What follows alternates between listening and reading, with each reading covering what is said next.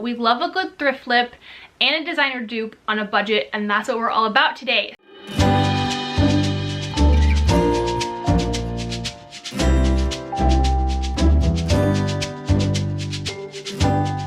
Hello everyone, welcome back to my channel and welcome to not only another sewing video, but a fabulously fun and budget-friendly thrift flip. 100% inspired by social media, but also a lot of cute tops that I've had pinned on my Pinterest board forever. And if you're new to my channel, I just want to say welcome. I'm so glad you're here. My name is Madison. I was a high school fashion design teacher for 4 years. I've been sewing for over 20 years. And because of all of that, I love to share my passion for fashion and sewing here in a virtual space on YouTube, just sharing my sewing videos and inspiring you and sharing projects that you can hopefully replicate for yourself at home, which is again what today's video is all about, and I'm so excited about it. I am sure by now that you have seen like the ever famous Ganni tie front top and blouse that has literally, I feel like, been plastered over TikTok and social media since last like summer and fall, but I feel like recently people have really kind of jumped on this trend of tie front blouses. A lot of other brands have started to make them and offer them as part of their collections aside from just Ganni, and a lot of sewists and seamstresses and DIYers that I follow on social media have been making the tops for themselves. So obviously there are tons of videos out there for making this top, but I wanted to do a fun little thrift flip here to kind of show you how you can very easily make a basically Ganni dupe out of a thrifted men's button-up. So we're talking about like $8 from the thrift store turned into a very expensive or slightly expensive Ganni top. Okay, so I actually just Googled it because I didn't actually know how much the Ganni top was. This one that I pulled up, which is just an all-black tie front peplum Ganni top blouse, is 185 bucks, but you're going to be able to make it for anywhere from $5 to $10 with just a men's button up from the thrift store. So we love a good thrift flip and a designer dupe on a budget, and that's what we're all about today. So let's talk about this blouse. Obviously, if you have seen it before, you know that it is a slightly loose fitting blouse, and by blouse I mean like it's frilly and fun, and it's not just like a basic shirt. It closes in the front with anywhere from 2 to 4 ties that you get to tie into bows. So one aspect of this top is that it does kind of have like an open bodice, but depending on how you sew your ties onto the front, you can actually have it kind of close a bit more. Typically this comes in like short kind of puffy sleeves. I have seen some in longer sleeve, and then it has like this ruffly peplum detail. So I have images and inspiration up on the screen for what we are shooting for today. I have already made this top in a different color and version, and I shared a little bit about it on TikTok, and a lot of people were asking for a tutorial, so I thought I would just make an actual tutorial here for my channel because this is a great easy thrift flip that I know a lot of you who are either brand new to sewing or have been sewing for years would love to do, because this top is so popular and you probably want to add it to your wardrobe like I did. All right, this is the men's thrifted button-up that we are going to be using. I've actually had this shirt for like 2 years, and I don't really wear this striped version a ton, so I figured it would work perfectly for this thrift flip.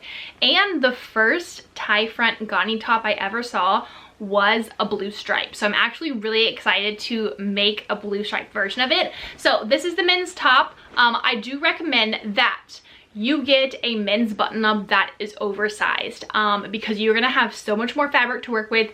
You don't want to get one that's slightly fitted in your size. This one in men's sizing is a 16.5 and then a 32 by 34. So it's pretty large on me, like pretty oversized-ish, and you want it to be oversized because it's going to give us more fabric to work with in order to make all of our ties and our ruffles, but we are going to cut it down so that it fits you perfectly. Aside from this, we are going to need just a couple of measurements. We are going to need from shoulder to shoulder. We are going to need like our bust measurement, and then we are going to need essentially from our shoulder to kind of the end of our rib cage for where the non-gathered part of our bodice is going to go, and then from that we will figure out the length of our ruffles based on how much fabric we have. So I will walk you through that measurement process and how to take those measurements, apply it to this top, and cut it up and turn it into the tie front Ganni top. So without further ado, let's create a designer dupe on a budget. Okay, so we're gonna need a couple measurements in order to create our tie front Ganni top. Our first measurement is going to be from shoulder to shoulder. This is kind of like the width of the top of our bodice. So we're just going to take that across the front. If you have a shirt on, you can kind of just measure from those arm shoulder seams, which is what I'm going to do. Measure from the seam of my sweater to the other side. And for me, that is 14 and a half. Next, we need our bust measurement. Now, we could take our bust measurement just from side seam to side seam, but I think it's a little bit more accurate to take a full circumference bust measurement and then just divide it and cut it in half to figure out your measurements for your shirt. So I'm going to wrap my tape measure all the way around from my back and across my bust. Not too tight, just like a nice loose fit. And mine is 34.5. So we're going to cut that in half, and that's essentially going to be across the chest section of our shirt. The next measurement that we want is going to be from the top of our shoulders down to kind of where your ribs end. That's going to be the main section of the bodice, and then you're going to have the ruffle. Now, that measurement and length could differ depending on how much fabric you have to work with on the original button-up shirt, and also how long or short you want your ruffles. I want my main bodice portion to be as long as possible and then still have a ruffle. So I'm going to take my measurement kind of like where the center of my ribs end, and that's going to be essentially the length of the main bodice portion of this top. And I'm just going to measure from like the side of my neck where my shoulder is down to where my ribs essentially kind of end. So it's right above your natural high waist. So we're going to take that measurement. It is 15 and a half. We're going to take all of these measurements to my cutting table, and we are going to measure those out when creating the pattern for this top. Something to keep in mind is that your measurements are obviously going to differ from mine, so you're going to take the measurements that you have of yourself and you're going to make the tweaks that I make. Some of the tweaks we're going to make are extending the sides of our bodice for that looser fit and feel, and also to incorporate our seam allowance so that when we sew it together, it's not too tight. So have all your measurements written down, and we're going to go apply it to our pattern making process. To make the pattern making process for this bodice a little bit easier, I decided to use a slightly fitted t-shirt that I already have. I'm going to fold that in half and then trace the shape to create the pattern shape of this bodice. Before I actually traced my t-shirt, I actually compared the measurements I took of myself to my t-shirt just to see kind of what tweaks I was going to need to make. Now you're going to want to grab a piece of paper that is large enough for half of your t-shirt to fit on so that you can trace it. We're going to trace down the center front of the t-shirt that's folded. We're going to trace around the highest neckline, the shoulder, the side seam, and then we're also going to trace around the armhole. And this is essentially going to become your bodice pattern. Now, as you can see, we're only tracing half the shirt. That's because a majority of this shirt is going to be pinned and cut on a fold.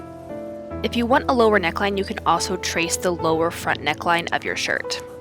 This will just give you a couple of different neckline options. After I traced it out, I made my adjustments from my personal measurements.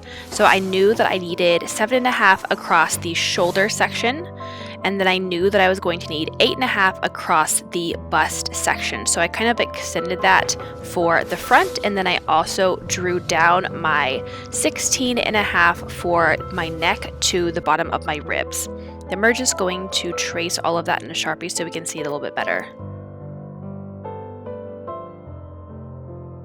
After you have the general shape created, here's where we're going to make our adjustments by adding seam allowance. I am adding 1/2 inch of seam allowance to the side seam of my bodice. If you would like yours to be looser, you could add 1 inch to the side, and you could also add a little bit more to the center front. I'm also going to add some pattern markings just to tell me when I'm going to cut this on a fold and when I need to pay attention to the grain line. After that, you're just going to cut out your pattern. After you create your pattern, you're going to set that aside and pull out your button-up shirt. Now we are going to deconstruct our shirt before we actually can start reshaping it and cutting out new pieces. Part of the deconstruction process is taking off the front pocket, removing the buttons, and taking off the collar and the sleeves.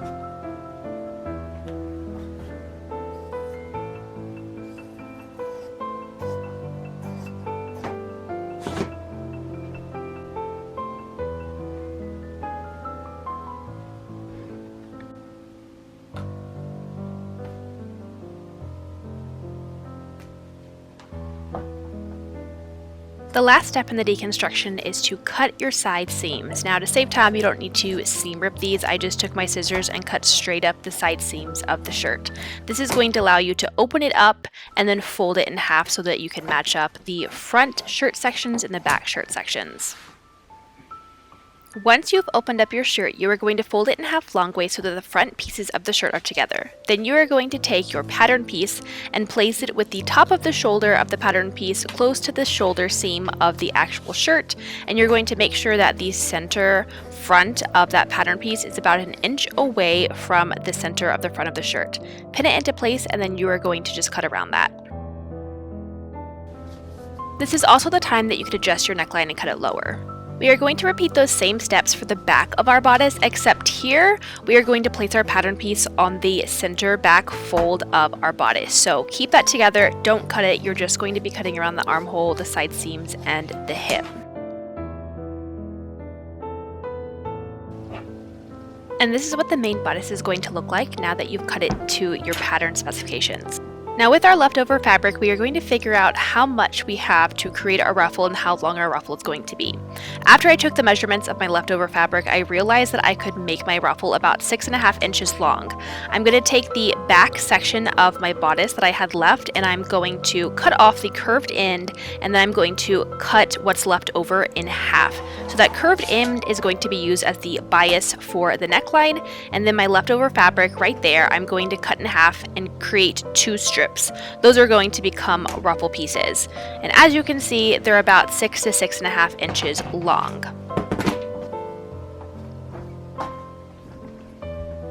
We are going to repeat those same steps for the fabric that was left over from the front of our shirt. Here, I'm going to take my measurement for 6 inches long, and then I'm going to cut that fabric piece in half. The portion on the left side is going to become ruffle pieces. The other curved section is going to become ties. You're going to want to seam rip the fabric that was folded over for where your buttons were sewn to give it a little bit extra length, and then the section with the buttonholes you can just cut off. And here are what those 2 sections look like. As you can see, one is a little bit longer. After that, I'm going to open up my bodice and lay it out, and then I'm going to take each of those sections that I cut from the remaining portions of the shirt. Those are going to be the ruffles for each section, and then from the back of the shirt I had some extra fabric, so I'm going to fold that in half, cut about 3/4 of it off, cut that piece in half, and those sections are going to kind of close in the gaps. So as you can see, those straight sections are going to become my ruffle pieces that I'm going to pin and sew together. Any fabric that you're turning into a ruffle always needs to be longer than the section you're going to sew it to. So I'm just pinning all those pieces together, and then I'm going to set that ruffle piece to the side. Next, we're going to chop off the cuff of each sleeve right above where that button placket is, and this is what your sleeve shape is going to be. Now we do want to cut the actual cuff off of that remaining fabric because we are going to use that fabric to create our ties. And these leftover fabric pieces are going to be used to create our bow ties later on. Now remember that curved back hem? Well, we are going to use that fabric portion to create a strip that's going to become our bias tape essentially for our neckline, and here's what that looks like.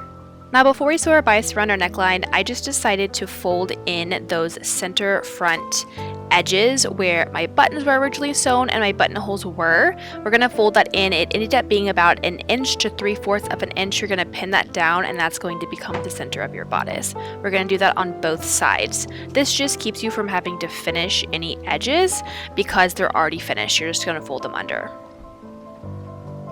Now it's time to take all of those remaining fabric sections and turn them into the strips that are going to create our bow ties. I decided to cut mine 1.5 inches wide and about 10 inches long based on the fabric I had left over.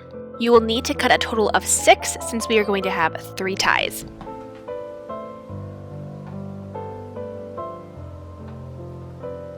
Now it's time to start sewing. We are going to grab the long strip of fabric that we had cut for the bias of our neckline.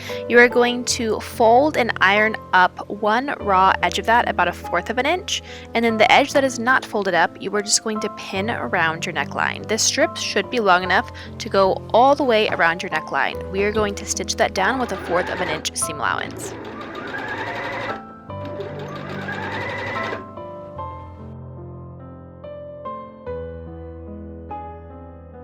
After you've stitched it around your neck, you are then going to fold it over the raw edge of seam allowance. So the folded edge that you pressed up and ironed is essentially going to cover over that raw edge to encase it all inside and leave you a really nice kind of bias bound neckline.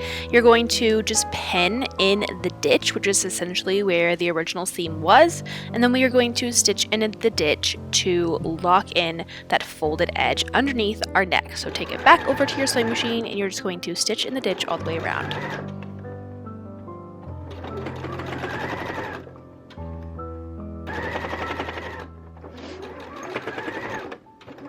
Now, while you're at your sewing machine, since we've already folded in the center front edges of our bodice, we are just going to stitch those down at about 5/8 of an inch to an inch, depending on how deeply you folded it.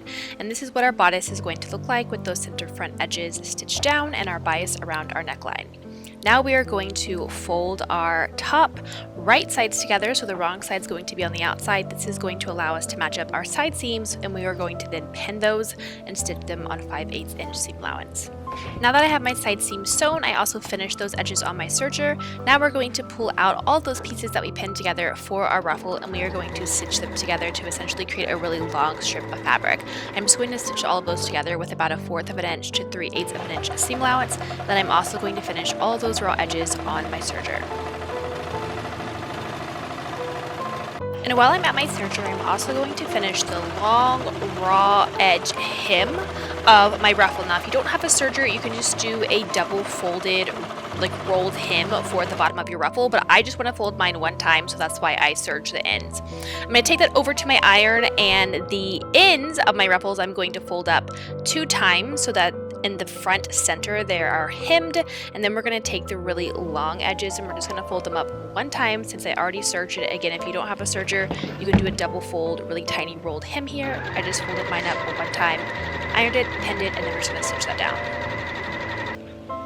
And this is what the hem of my ruffle looks like once it's sewn. Now, while we are at our sewing machine, we are going to change our stitch length to a basting stitch, and we are going to run 2 parallel rows of basting stitches along the top edge of our ruffle so that we can then gather that. Then we're going to take that over to my workstation, and I'm just going to start gathering and bunching up the ruffle together. We're going to do that until we get it to be the length of the bottom of our bodice, and then we are just going to match those up right sides together, and we are going to pin it along the edge to sew and attach the ruffle to our bodice.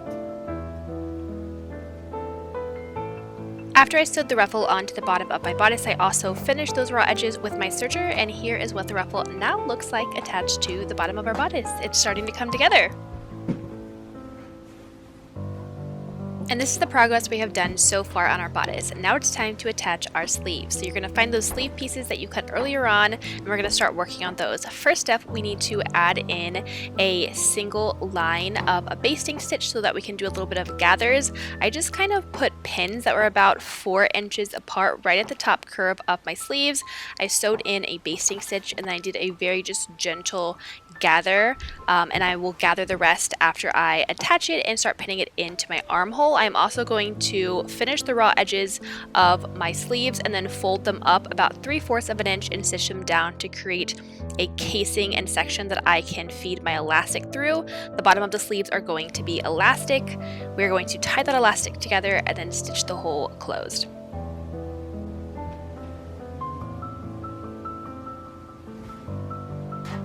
Now time to pin our sleeve into our bodice. We are going to match up the side seam of our bodice with that under seam of our sleeve, matching our fabric right sides together. After we pin those seams together, we're just going to continue pinning along the curves of the armhole all the way until we get to the top portion that is gathered. You might have to adjust your gathers here to tighten them or loosen them, but after you have it the perfect circumference around your arm, you're just going to pin it down, and then we are going to sew around that armhole for both sleeves.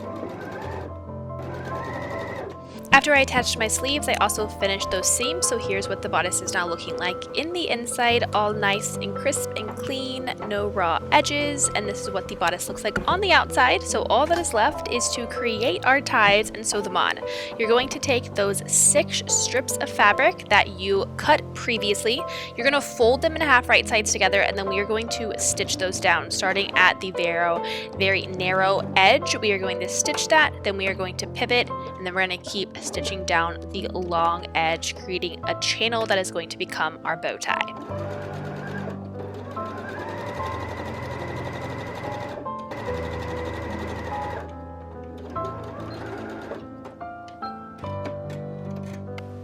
After you've sewn all of your ties on your sewing machine, you are going to take a tool called a loop turner and stick it into the channels of your ties so that you can flip them right side out. You can also do this with a safety pin, but I prefer a loop turner. I think it just works way better.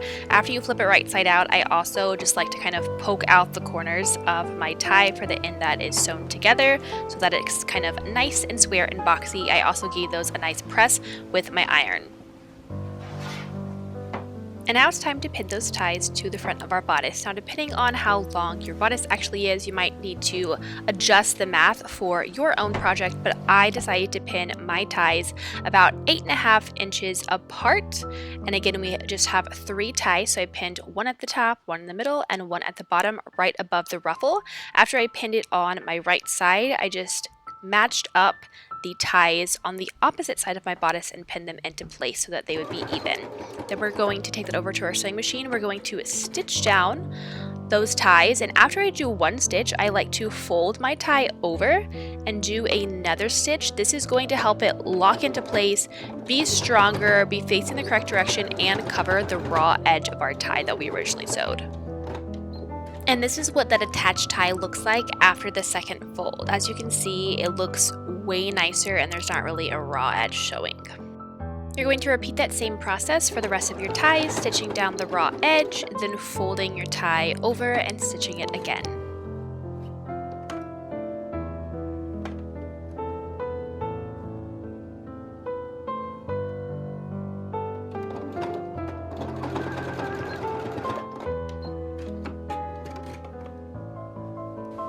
Now that our ties are attached, this is what they look like on the front of our bodice. Looking so crisp and clean and so good. You can give them a little bit of a tie to turn it into a bow, which really just kind of encapsulate this bodice as a whole. And that is it for this top. It is now time to show you the reveal.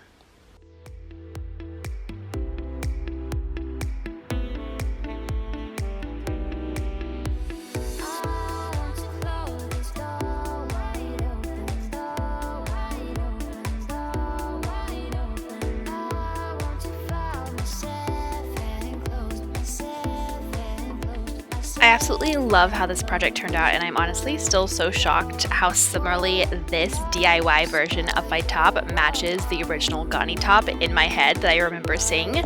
I hope that this tutorial was inspiring to you and that you will give it a try to create your own thrift flip tie front Ganni top. As always, it means so much to me that you watch these videos on my channel, so make sure that you hit the thumbs up button if you liked what you saw today, and don't forget to hit that subscribe button so you stay updated on future videos. I'll see you in the next video. Happy sewing!